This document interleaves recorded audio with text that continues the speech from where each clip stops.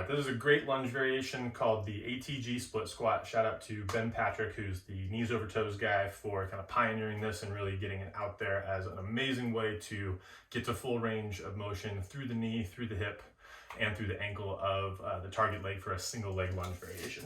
And the great thing about this is you can progress this from people who are pretty weak and limited in their knee, hip, and ankle function, all the way down to really bulletproofing all of those joints through flexion and extension.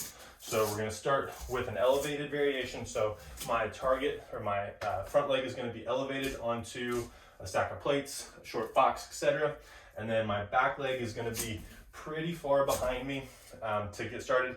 And we're just going to make the adjustments as we need to so that this fits where our starting points are. Your back leg might be pretty restricted, meaning that your hip flexors and quads are going to feel a lot of stretch on this, and that's totally okay. It's just where you are, and that's just where you need to start to make sure this variation is safe for you. If it's a safe entry point, you're going to be able to train it and make progress. So from here, all we're going to do is lean forward over that front leg. Our knee is going straight over our toes. My back heel is coming up off the floor. And as I get to full knee flexion, where my knee is as bent as it can go, my heel is going to start to come up as my hip continues to drop. And I'm going to get as low as I can into this position. And then I'm going to start to drive myself back through the ball of my foot.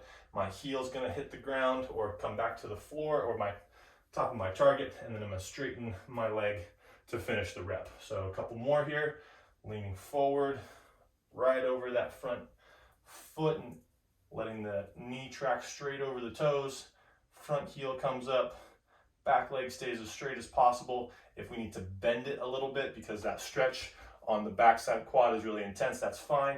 And then we're going to drive straight back. A couple of reps from the floor. If we're ready to get down to that level, are going to look a little bit more like this.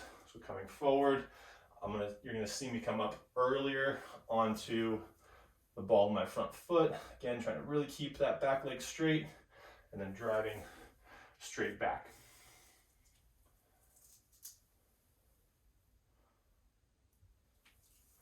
And we want to get to the point where the back of our hamstring is all the way down to the back of our lower calf, and the back leg is straight or pretty darn close. And that means that from there we can start to load the position, either holding weights in front, barbell on the back, and really develop that strength.